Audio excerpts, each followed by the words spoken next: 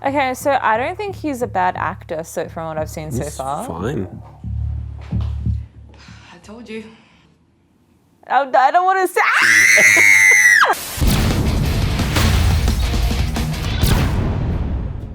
Introducing Nathan Hill. Nathan! Nathan Hill is a personal discovery. I think we're proud of that. He is a local where we were once locals. So Nathan Hill is a Melbourne-based filmmaker. Have you done any research into the background of Nathan Hill? I've done some, but I want to find out organically. I kind of want Nathan Hill to slowly take shape.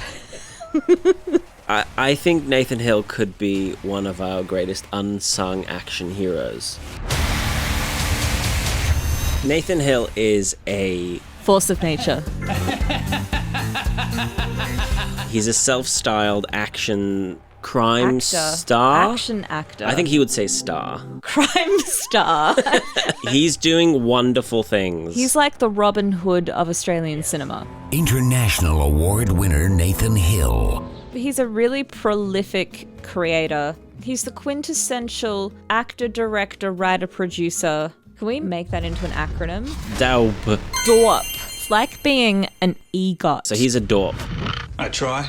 Nathan Hill makes these action movies that he is always at the center of. It tends to always be the same setup with him surrounded by a whole bunch of women, and he's often the unassuming hero. I've still got a few tricks up my sleeve. Today's Nathan Hill production is 2013's model Behaviour. This is putting Jack the Ripper to shame.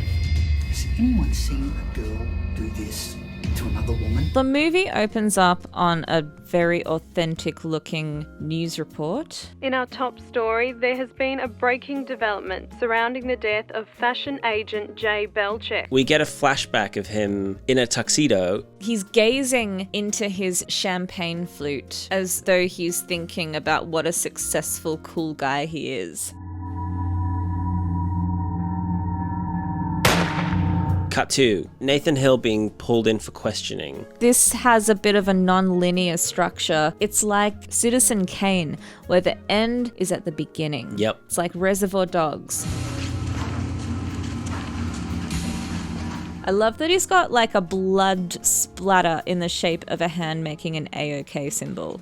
Interview subject, Detective Jordan Rhodes. Can I get some bubble gum? Once in the interrogation room and he's in front of like chain link, it really does look like the storage area of an apartment. Looks like the back of a post office, really. Yeah, like a mail room. But in any case, this goes to show that with a really tight lens and some industrial furniture, you can achieve a lot. Yeah, and a low aperture. Oh, we'll talk about aperture, don't you worry. Ah, my eyes. Jordan, why don't you just start at the start? A week ago. I slept really well. Flashback. Clearly we're in the industrial section of inner Melbourne. He pulls up at some kind of complex. And he's eating a chicken wrap, really loving it. He licks a wad of mayonnaise off his lips. About time. I had to eat, you know how I get.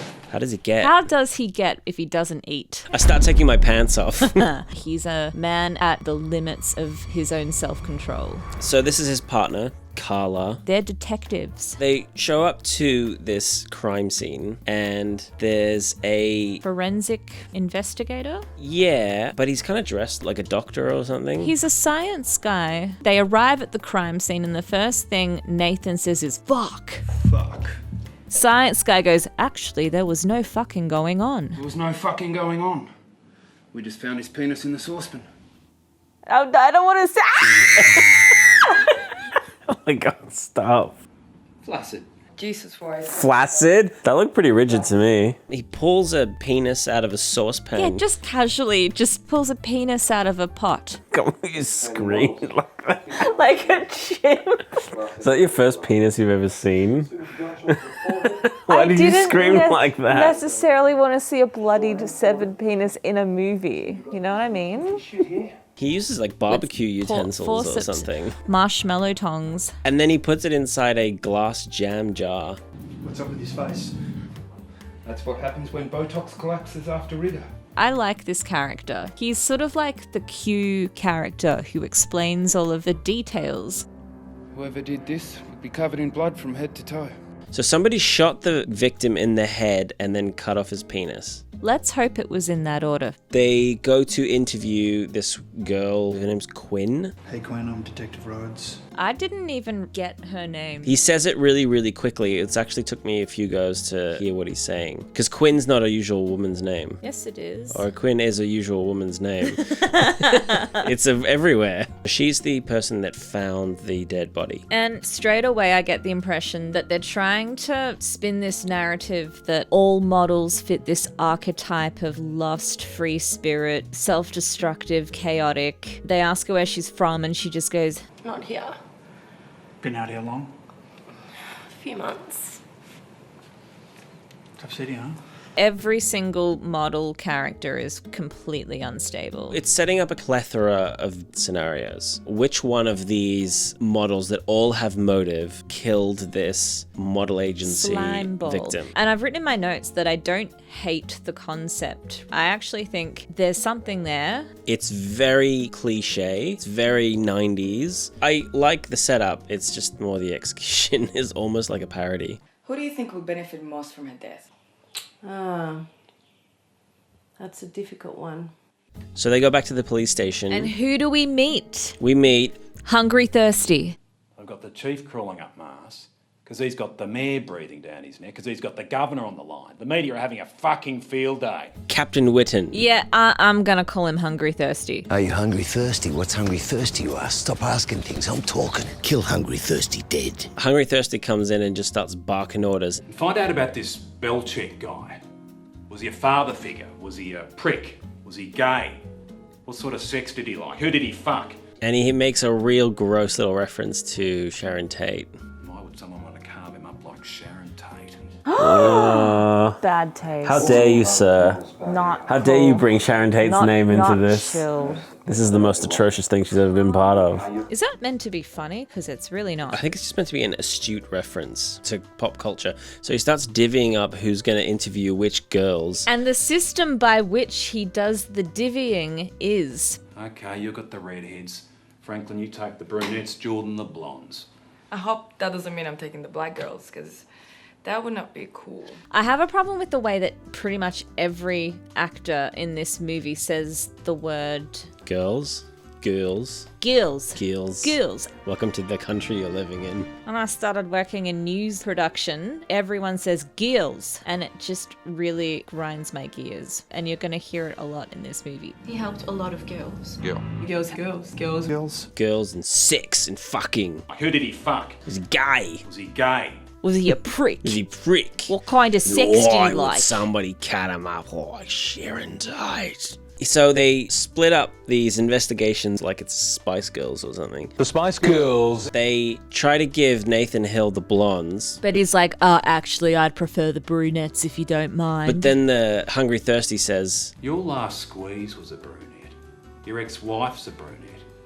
And I don't want you getting a fucking hard on when you're meant to be working a case. and Nathan Hill seems to go, oh yeah, I do lead with my hard on. It's the Melbourne modelling industry after all. There's going to be a lot of blondes. Does Melbourne really have a substantial modelling industry? And is it saturated with blondes? There is definitely a local fashion scene, but let's just say that Melbourne is not a destination for aspiring models. A mullet is a lifestyle more than a hairstyle. Well, they start interviewing all these different girls and giving them cotton swabs in their mouths. They like suck on them like a lollipop. Yeah, there's all this sexual imagery and Nathan's loving Nathan's it. trying to hold back his hard on. Why is he seeing a brunette? I didn't understand this either. Couldn't get enough blondes. I mean, he must be pitching a tent.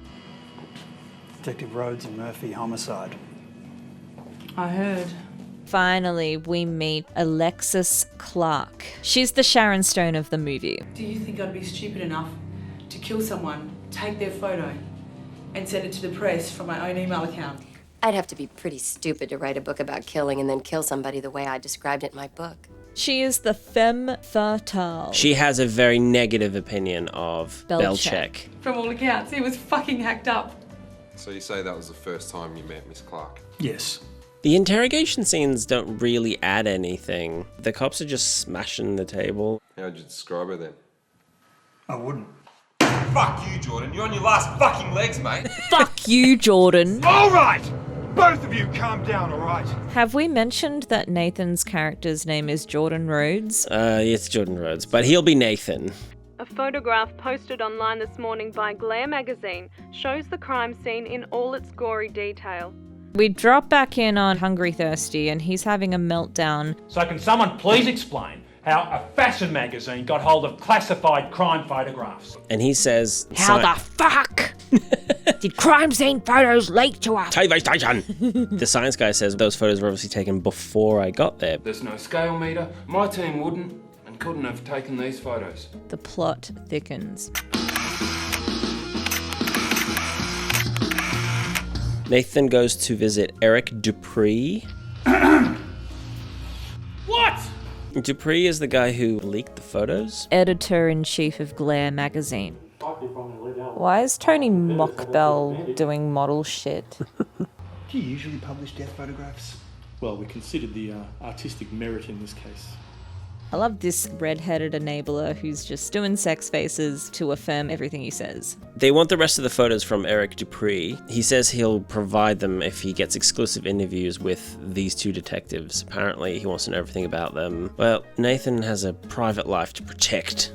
Detective, what's the latest on the investigation? Who are you interviewing at the moment? Do you have any leads? Can you comment on the photograph posted online?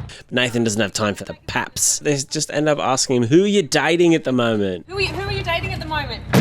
So now we get Nathan's personal life. He goes to a hospital to see his daughter who is institutionalized for anorexia. And she hates her dad. You seen your mother? More than you have. He just gets so wrapped up in his job and all the beautiful women. The cost of all the violence and danger and sex. So straight after he goes to a fashion show,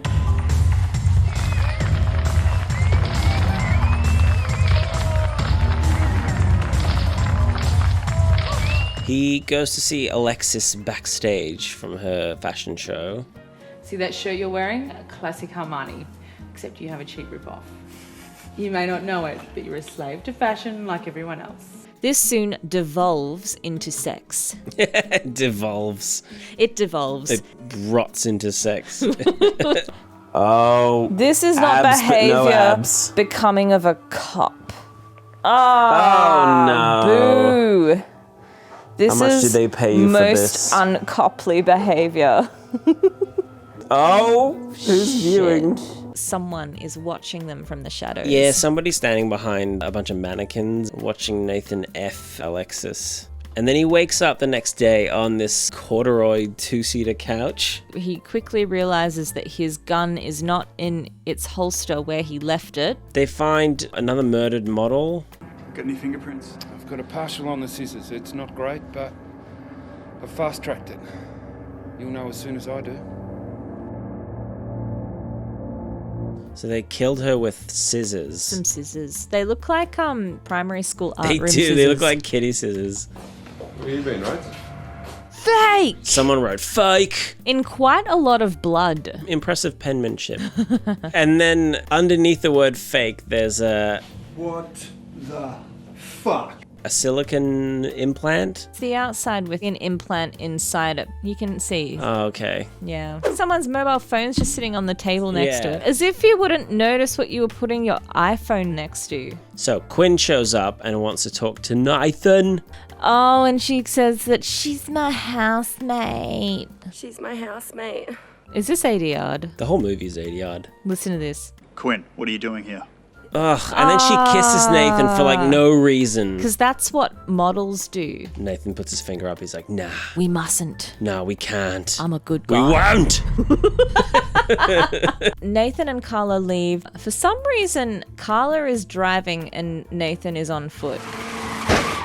He hears tires screeching and gunshots, and it turns out that she's been shot. And he goes up to her, and rather than ask her if she's okay, he asks her, Who was it? Who was it? Get us some help. Yeah, you stupid. Why don't you help me before you die? Give it up. He's like, just immediately starts interrogating her. Oi, what do you know? What did you see? She was still breathing? No, I don't think so. She dies. She dies in the field doing her job. Yep. It starts to become apparent that he is becoming a suspect. Well, they can't find his gun. Oh, that he could have shot Carla. Yeah. You think you were lucky? Lucky? That no one saw you? What are you saying? I'm saying that this stinks like shit, Jordan.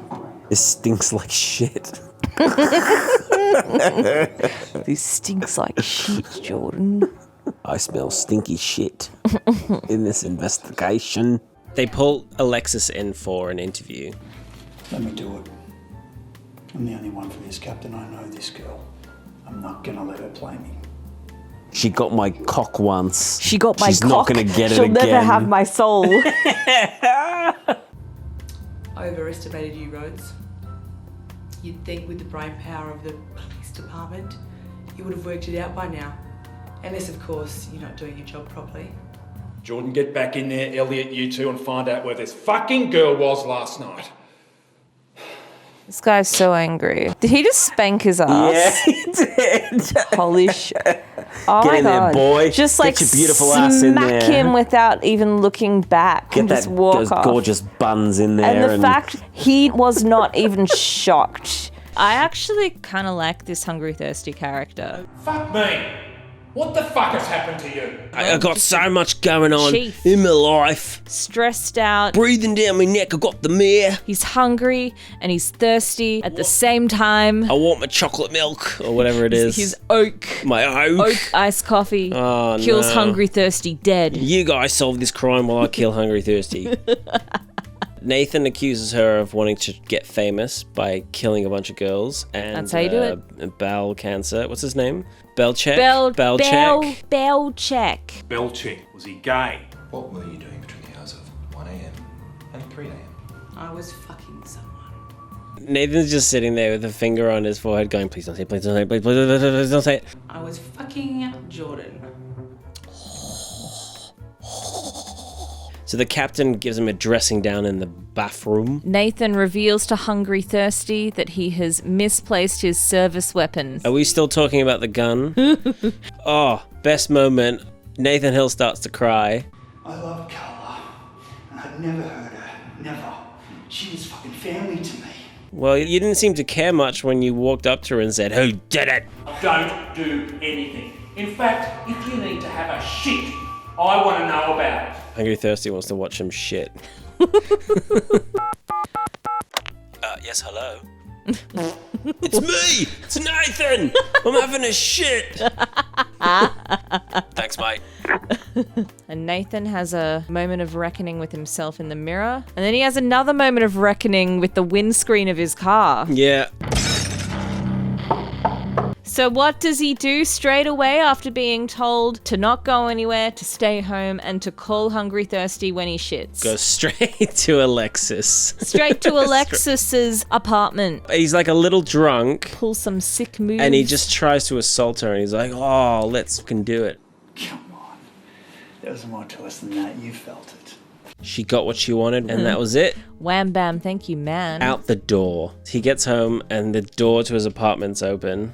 There's a man in a balaclava lurking with 2 buck teeth sticking out the mouth hole. With bunny teeth.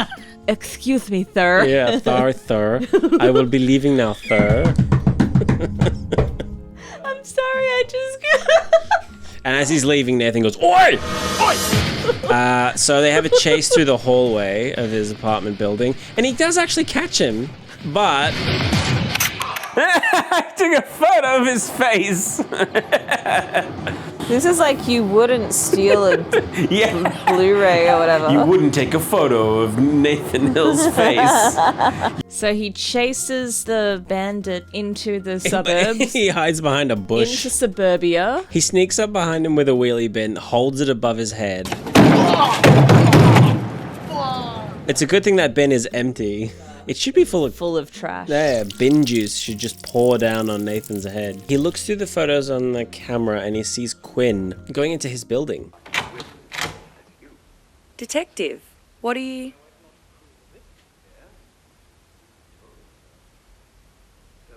Detective. He storms in looking for his gun. Where's my gun? I have no idea what you're saying. What were you doing at my apartment? What do you mean, when? Take the towel off. Oh, What? shut up. Nathan, this is most inappropriate. Yeah. Ha. Oh, this towel. You got played, bro. Not that God one. damn, I wanted to see tits. My day's ruined. I think he thinks she could be anyone. Disguising herself, maybe? And he's going, don't get a hard on, don't get a hard on, don't get a hard on. And he's cock-blocked by his phone ringing. And he goes flass again. Flass! Is that what the kids are saying these days? That's what I'm saying these days. I've never heard that. And the call is about his daughter. This bit is very Heat. You know, like when Natalie Portman tries to unalive herself because she's been so neglected. His ex-wife is already there. Took your time, Jordan. Too busy playing celebrity detective. You still took time to buy a takeaway coffee on the way to see your daughter who's just cut her wrists. She's pulled an Elaine Bennis here. Were you supposed to meet a Jake Jarmel here? Yeah. Well, I'm afraid he's been in an accident. Could I have a box of Juji fruits? He finds a letter from Eric Dupree that's basically asking the daughter to snitch on her dad. We would like your story. You! He is a man pushed beyond his limits now. Yeah. Right! What are you doing? You shouldn't be here. Get out! This is the lowest point Nathan's ever gotten to. He's beating up a journalist. You fucking pay for this road, do you hear me? Oh, well, I'll just eat me fish and chips, eh? So yeah, he freshens up and he goes to this like kinky masquerade club with all the models. 11 shots. How many? It's time for Nathan to do some shots. Shots. Drink. Alcohol. Wow. More drink? Yes, please. In the middle of his almost blackout drunk face, somebody hands him a glass of something. He got roofied. Too much drink. Paranoia. This is like an infomercial. Are you feeling the effects of alcohol and drugs? Call quit line. Yeah. Help is available. Is your life falling apart? Is some random lady slapping you in the face? Is she laughing at you? Is she? He's laughing like a psychopath. He can't even see me own hand right in front of me face. Look at my hand. There's like 10 hands. I was like, nothing here. So he's making out with this random woman. And he wakes up the next day with a mask and a blonde pile wig. of blonde hair. I think it's meant to be a wig. So it's like, this person could be anyone.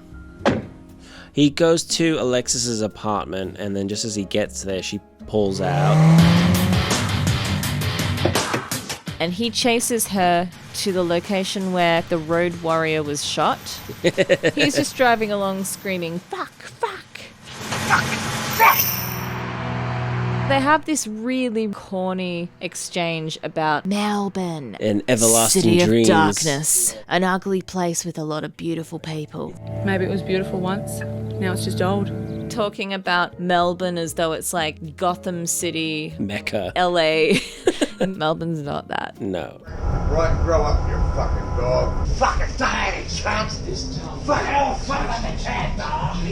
Quinn asked him to come to a fashion show, and he gets there. He's like, I love fashion shows. And the cop outside says, I can't let you in. There's so many brunettes in there, you're gonna get so fucking hard. But he doesn't care, so he steals her gun. He just walks past her with her gun, and she's just going, oh, I guess I'll go to the toilet. Quinn's been killed. She's lying there lifeless. He runs out back and has an epiphany. Oh, and then he realizes the woman that he had relations with at the club was the sister of Alexis. Well, good on Nathan. He slept with Alexis and her sister. And he wasn't even conscious for the second one. Stay there. So this is your sister, Nina? Quiet! It was Alexis' sister that was killing everybody. in order to make Alexis super famous. So technically Alexis is innocent of the actual crimes, but she's the benefactor of the crimes that her sister commits for her. She's just sort of standing by letting her sister ruin her own life. You're going to be found guilty of shooting me because I found out the truth. Don't make me shoot you, Nina. Nina! What's the truth? Whoa. He just shot them both? Thank fuck. But he had to shoot his lover. Aw, Nathan, you're pathetic. He didn't seem like he had to do that, but alright. He didn't have to do anything that he's done in this movie. My fucking sister! The movie's lost me now. I'm not invested at all. She did it. Just shoot her in the head. I shot both my squeezers. We get the slow clap. A likely story. In comes Hungry Thirsty, who's still thirsty for the truth. What is this, fucking tea party time? Nathan is being framed for everything, and all the cops believe that he did it. I know you, and your story makes sense. You're a good boy. You just went the wrong way. Good news is you're right. You gotta take me in. The bad news is, I don't give a fuck. Oh, shit. Nathan! That's probably what he said when people came up to him and said, well, where do you want to put the camera? I don't give a fuck. Or what do you want me to set the aperture to? I don't give a fuck. Should this be handheld? It's a bit shaky. I don't really have any stabilizing equipment. I don't give a fuck. Which actor am I lighting this scene for? I don't give a fuck. Should we do another take for safety? I don't give a fuck. When you come in and talk to your partner who's dying, do you think you should be a little bit more caring? Or do you think... I don't give a fuck. I did like the music, and I also like that the music was made by Jamie Murgatroyd. Is that a real name or is that a toy? No hate for the DOP editor Stuart Marshall. Work is work. In these kinds of projects, people tend to utilize emerging talent. What people at that early stage of their career need is learning experience. I feel bad for the ladies that get roped into it because it's such a self-aggrandizing project for Nathan Hill to put himself at the center of this sex mystery. As an introduction to Nathan Hill, it has all of his favorite elements, and I look forward to seeing more. I very much look forward to seeing more. He does seem to want to occupy a certain construct. It's a very sort of schlocky, pulpy noir type of character, juggling personal weakness with professional propriety. It's like cliche, the movie. The weird thing to me is how seriously he takes the filmmaking. He's making very cartoony pastiche of this particular genre, but he's playing it completely straight, and he's asking all his actors to play it completely straight, except for maybe Hungry Thirsty, who's just over the top. Your judgment became all fucking confused. I don't know if he thinks he's doing a genuine character or a caricature. So be ready for a new asshole. Model Behaviour. It's an experience. Thank you very much, Nathan Hill. See you next time.